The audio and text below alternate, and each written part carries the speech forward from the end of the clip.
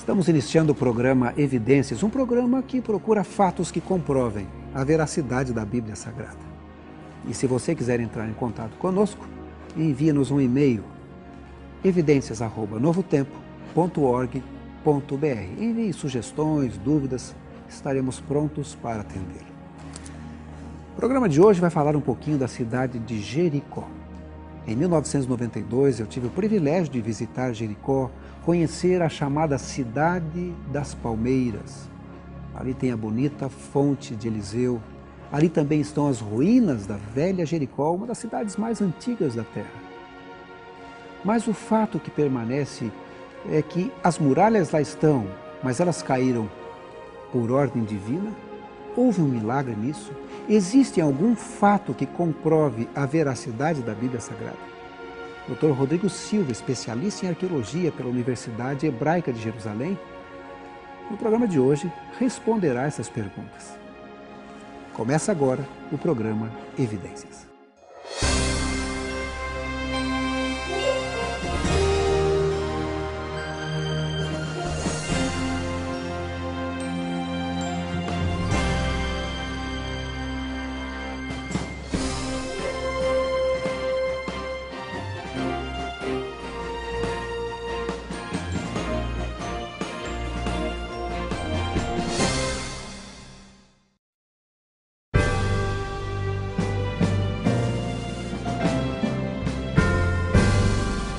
Numa planície entre as montanhas da Judeia e o Rio Jordão, perto de uma fonte que atraía os colonos e viajantes, existe ainda hoje uma colina formada por várias camadas sedimentares que interessa muito de perto aos estudiosos da arqueologia bíblica.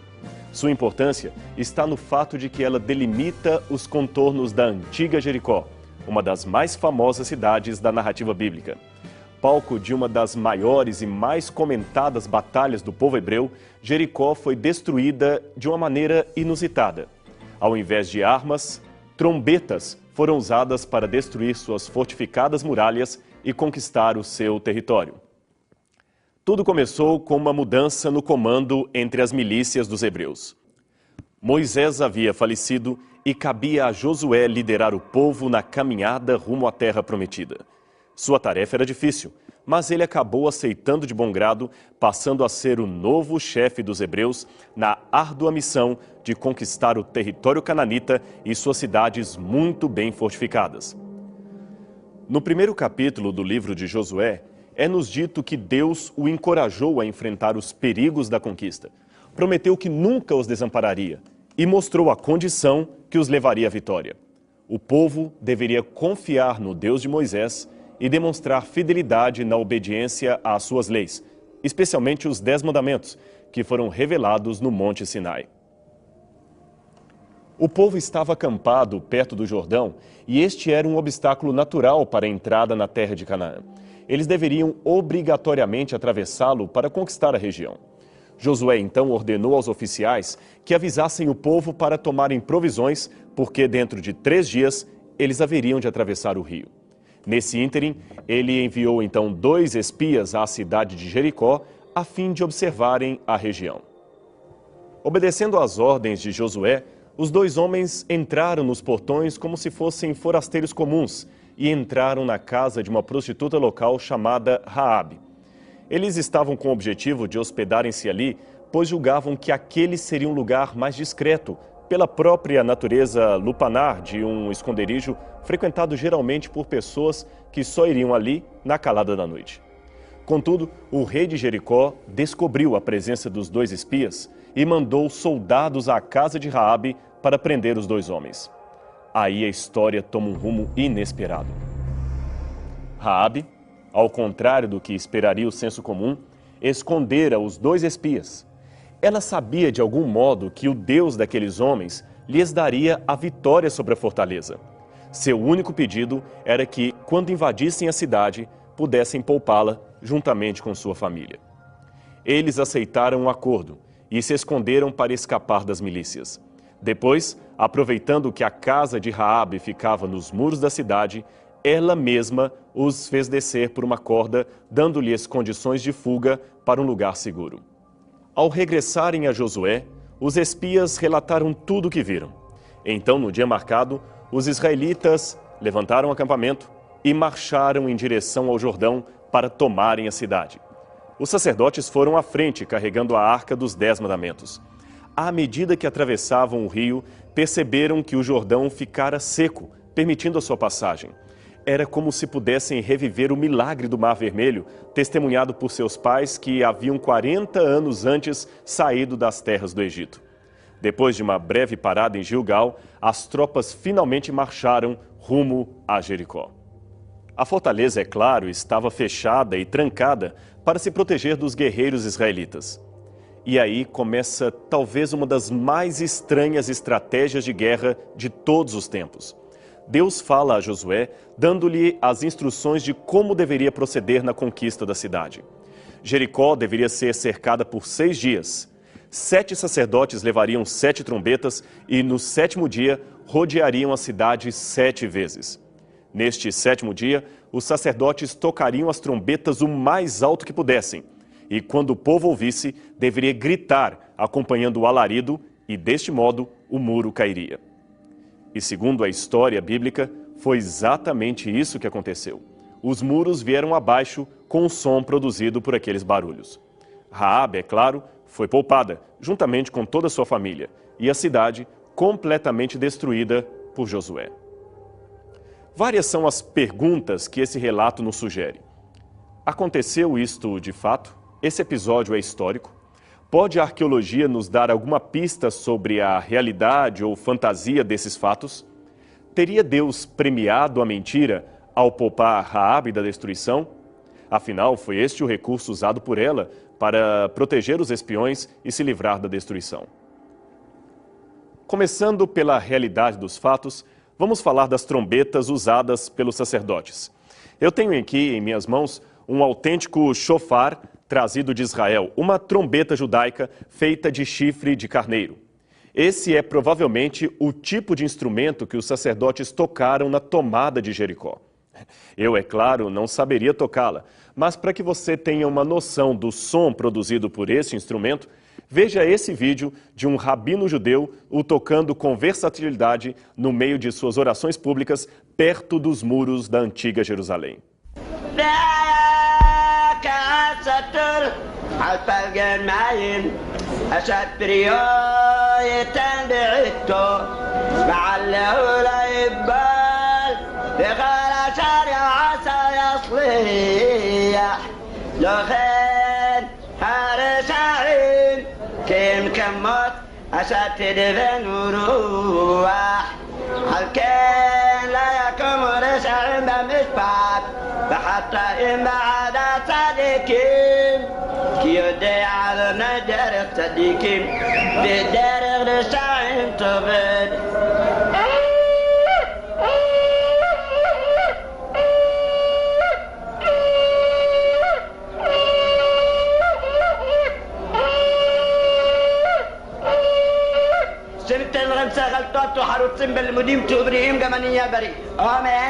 Foi mais ou menos este o ruído escutado pelos moradores de Jericó.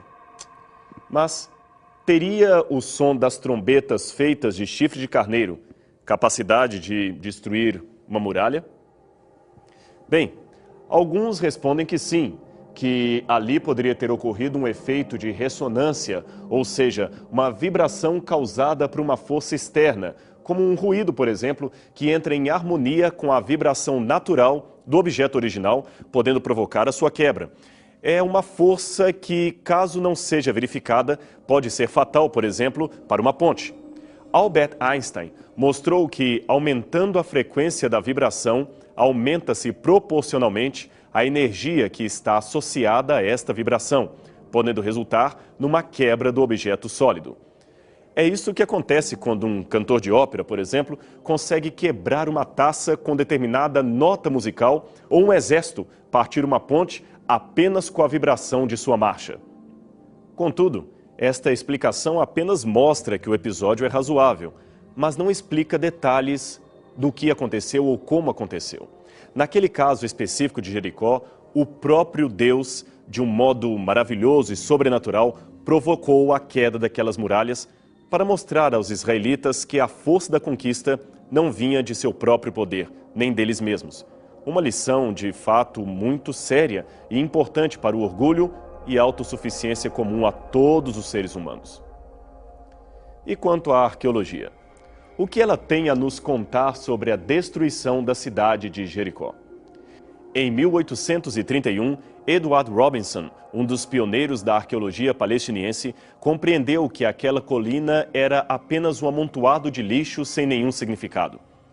Mas ele estava enganado, e em 1907, uma expedição austríaco-germânica iniciou um trabalho arqueológico no local que representou o primeiro estágio de reconhecimento científico daquelas antigas ruínas.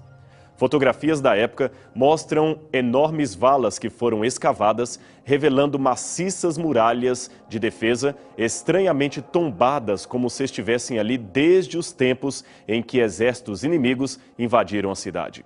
A descrição bíblica da Batalha de Josué parecia encaixar-se perfeitamente com o cenário encontrado sob os escombros da colina de Jericó. Mas, nesta época, os arqueólogos não haviam ainda desenvolvido um método preciso de datação do material encontrado no campo. Assim, foi somente entre os anos de 1920 e 1930 que o famoso arqueólogo americano William Foxwell Albright desenvolveu uma técnica que utilizava cerâmicas como forma de datação. Para você entender como funciona este princípio, basta compreender que os sítios arqueológicos geralmente estão repletos de cacos de cerâmica, como estes que tenho aqui, encontrados justamente em campos arqueológicos da região sírio-palestiniense. Estes foram escavados em Azor, uma das cidades mencionadas como sendo destruída por Josué. A seguir, temos cacos de cerâmica encontrados em Tel Dan, uma das cidades mencionadas no episódio da apostasia do rei Jeroboão. A seguir, Tel Dor, uma outra cidade também de Israel, próxima ao mar Mediterrâneo. E, finalmente, restos arqueológicos encontrados no sítio de Jericó, a cidade do nosso tema hoje. Albright percebeu que o que parecia ser mero lixo arqueológico seria, na verdade, um precioso indício de datação do extrato. As cerâmicas partidas eram restos de jarros, ânforas, pratos e lâmpadas, muitos dos quais podiam ser recompostos e restaurados para exposição em museus. Porém, uma vez completos, os vasilhames representavam diferentes formatos, diferentes estilos, como os que vemos aqui. Quando um exemplar de um determinado estilo é encontrado num lugar selado com um objeto datável, uma inscrição, por exemplo, que traga o nome de um monarca, então temos um indício da época em que aquele tipo de cerâmica era comumente usado pelas pessoas, isto é, quando ele estava em moda. Esta aqui, por exemplo, é uma cerâmica típica do período patriarcal, por volta de 2000 anos antes de Cristo. Perceba a diferença para esse outro tipo de cerâmica usado no período dos reis de Israel, por volta de 800 anos antes de Cristo. É uma cerâmica vitrificada, com outro formato, com outro estilo. Temos mais esta aqui do período de Cristo, também bastante diferente do estilo das demais. E por falar em cerâmica, uma das que ajuda bastante na datação dos estratos são as lâmpadas. Veja como são diferentes com o passar dos tempos. Aqui temos uma lâmpada do período de Moisés, por volta de 1400 a.C., e outra lâmpada do período de Cristo, por volta do primeiro século da era cristã. Como você pode ver, as duas são bastante diferentes umas das outras. Bem, mas para que isto possa funcionar bem, deve-se ter claro que não houve mistura de material antigo com material mais recente, o que tornaria questionável a datação. Portanto, sendo este o princípio, a cerâmica encontrada entre os escombros pôde ser usada para datar a construção das muralhas. Assim, em 1936, o professor John Garstand iniciou uma segunda série de escavações, desta vez patrocinada pela Escola Britânica de Arqueologia, e concluiu que as muralhas foram destruídas por volta do período do Bronze Recente, ou mais especificamente, em 1400 a.C. Albright não concordou com os resultados e concluiu que a destruição teria ocorrido perto do ano de 1300 ou depois. A discordância entre os dois especialistas tinha um motivo técnico. É que o sítio arqueológico da antiga Jericó estava irritantemente complicado em termos de estratigrafia. Por exemplo, ali existem 18 camadas estratigráficas detectáveis de muralhas caídas uma sobre a outra quase horizontalmente, o que indica para alguns não apenas uma, mas várias destruições. Ademais, existem buracos cheios de escombros das escavações anteriores que não contaram com o mesmo rigor científico e acabaram danificando a preservação do local. Mas, de qualquer forma, continuava válida a ideia de uma destruição em massa, conforme dizia a narrativa bíblica. Conforme concluiu o próprio Garstang, por todos os detalhes e materiais e pela data, a queda de Jericó teve lugar exatamente conforme a narrativa bíblica. Nossa demonstração é, reconhecemos, limitada. Contudo, sobre o material observado, concluímos que as paredes caíram abaladas por um terremoto e a cidade foi destruída pelo fogo. Depois da Segunda Guerra Mundial, foram feitas novas pesquisas em Jericó, desta vez sob o comando da arqueóloga britânica Kathleen Kenyon, que escavou o lugar de 1952 a 1958. A senhorita Kenyon havia trabalhado com outro arqueólogo britânico, Sir Mortimer Wheeler. Juntos, eles desenvolveram um novo sistema para registrar dados estratigráficos. Isto lhe foi útil para lidar com o complicado sítio arqueológico de Jericó, assim como foi o novo método de datação para o radiocarbono. Kenyon chegou à conclusão de que a muralha experimentou pelo menos 17 fases de destruição e reconstrução, e que ela fora destruída e abandonada pela última vez em torno de 150 anos antes de Josué. Em outras palavras, não havia nenhuma Jericó habitada nos dias da conquista israelita. Logo, a história das muralhas caindo ao som de trombetas não poderia ter sido real. Este foi um argumento muito forte, usado pelos críticos em livros e artigos que pretendiam desmentir o relato bíblico. Afinal, ninguém tinha refeito os estudos de Kenyon. O que todos faziam era apenas repetir as suas conclusões. Até que o professor Brian Wood, que aqui aparece examinando as muralhas, apresentou uma tese diferente. Wood, que é PhD em arqueologia sírio-palestinense pela Universidade de Toronto, estudou as notas de Kenyon, refez os seus cálculos e chegou a outra conclusão. Garstang estava certo. Jericó fora destruída não em cerca de 1550 a.C., mas por volta de 1400 a.C., conforme a cronologia bíblica. Wood percebeu que Kenyon, além de escavar numa área bastante reduzida do sítio arqueológico, ficou por demais influenciada quando não encontrou em Jericó um tipo de cerâmica cipriota comum no final do bronze e início do ferro. Ela supôs, a partir desta ausência, que a cidade não poderia existir neste período, senão estaria repleta daquela cerâmica importada por várias cidades da região. Brian Wood, por sua vez, deu mais importância aos artefatos in situ, localizados nas adjacências dos muros, e descobriu, por exemplo, que a cidade possuía túmulos, muitos dos quais já haviam sido apresentados nos trabalhos de Garstang, nos quais foram encontrados selos egípcios como este, em forma de escaravelhos, que continham o nome de faraós que governaram a região de 1500 a 1380 a.C. Logo, a fortaleza tinha que existir nessa época, pois o seu cemitério era comumente utilizado. Esta assertiva contradiz a conclusão anterior de que a cidade fora abandonada por volta de 1550, e isto é, antes do período de Josué. Ademais, existe ainda outro problema com as interpretações de Kathleen Kenyon. Seu método de datação indicou que o muro interior da cidade datava da época do Bronze Antigo, ou seja, entre 2300 a 2200 a.C. Isto colocaria pelo menos 800 anos antes de Josué e, portanto, não poderia existir em seu tempo. Não obstante, ao realizar escavações em Jerusalém, a própria equipe de Kenyon encontrou muros da antiga cidade dos Jebuseus que datavam de 1800 a.C., mas que ainda eram usados 900 anos depois, nos tempos de Salomão. Sua datação, portanto, revelou quando os muros internos de Jericó foram construídos e não quando eles foram destruídos. Ademais, escavações em outras cidades antigas revelam que sólidos muros se mantiveram firmes por muitos séculos, protegendo a população. Contudo, ainda que não se aceite datar Jericó dentro de uma cronologia bíblica, somos obrigados a admitir que a sua destruição encaixa-se muito bem com o que está descrito em Josué capítulo 6. E isto os críticos não têm como negar. A cidade mostra sinais de destruição causados por um tremor de terra que destruiu as muralhas de dentro para fora.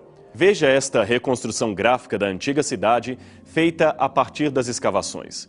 Perceba que, neste modelo, as casas que ficavam nos muros poderiam perfeitamente permanecer de pé, apesar do colapso das muralhas, o que explica por que a casa de Raabe não caiu juntamente com os muros se ficava adjunto deles. Logo, a queda das paredes para fora indica que não foi um ataque militar comum, que normalmente derrubaria as muralhas para dentro a partir do uso de um ariete, isto é, uma máquina de guerra para abater muralhas com um forte pedaço de tronco. Seria, portanto, a queda causada pelas trombetas? É provável. Por outro lado, porém, um abalo sísmico também poderia, de igual modo, ter provocado a queda dos muros, e aí teríamos um fenômeno puramente natural. O curioso, no entanto, é que, após as muralhas terem sido derrubadas, elas e a maior parte da cidade foram queimadas, o que fica difícil de ser explicado, a não ser que tivéssemos a presença de um vulcão ali por perto, o que não é o caso. Voltamos, pois, à história das trombetas, seguida do ataque israelita, que parece a teoria mais razoável até o momento. As evidências mostram que a destruição da cidade ocorreu numa época de colheita, pois ali havia várias sacas de cereais entre as destruições. Isto, novamente, corrobora com a descrição bíblica de que o ataque de Josué a Jericó ocorreu num período imediatamente após as colheitas. Josué 2, verso 8, 3, verso 15, 5, verso 10 falam a esse respeito. E mais, a presença de grãos e sacas ali demonstram que o estranho interesse dos invasores não era saquear, mas destruir o local. Exatamente conforme a ordem bíblica mencionada em Josué capítulo 6, versos 17 e 18. Aquela ordem dizia que nada deveria ser levado das ruínas da cidade. Um outro mistério que confirma a autenticidade do relato bíblico é o fato de que, embora algumas atenuantes devam ser concedidas por causa da erosão local, parece ser indiscutível que nenhuma outra cidade ocupara o lugar por muito tempo. A Bíblia, de fato, diz que Jericó fora amaldiçoada por Josué, de maneira que não houve, aparentemente, nenhuma nova ocupação importante até ao tempo de Acabe, conforme está escrito em 1 Reis, capítulo 16, verso 34. E isto foi em aproximadamente 850 a.C.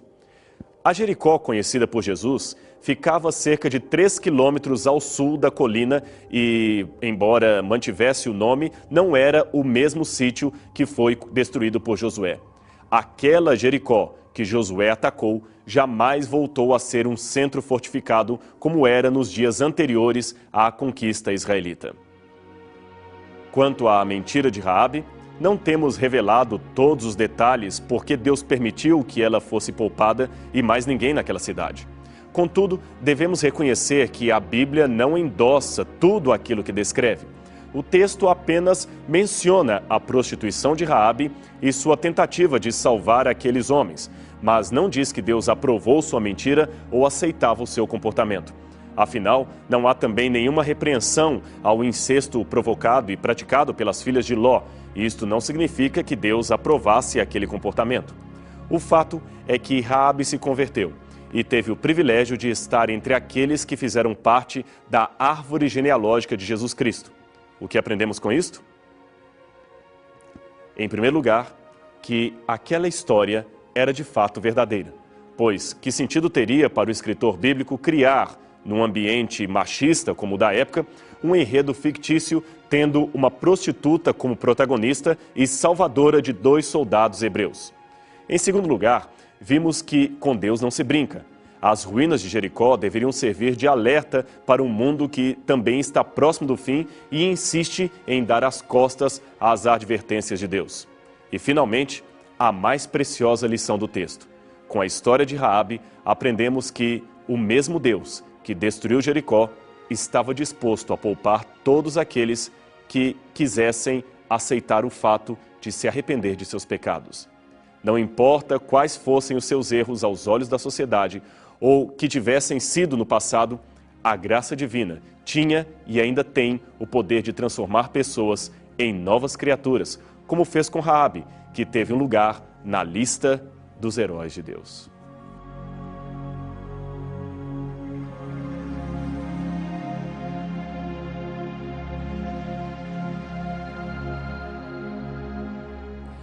Impressionante a comprovação do texto bíblico. As ruínas ali estão para comprovar a veracidade da Bíblia Sagrada.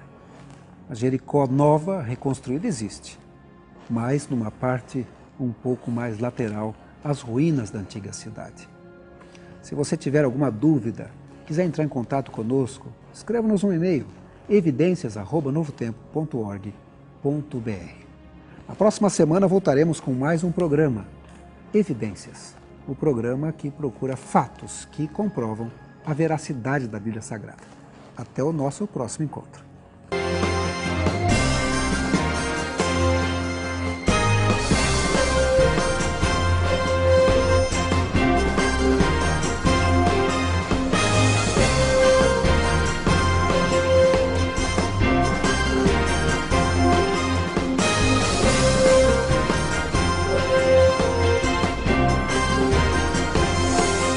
Este programa tem o apoio cultural do NASP, Centro Universitário Adventista de São Paulo, em parceria com a Novo Tempo.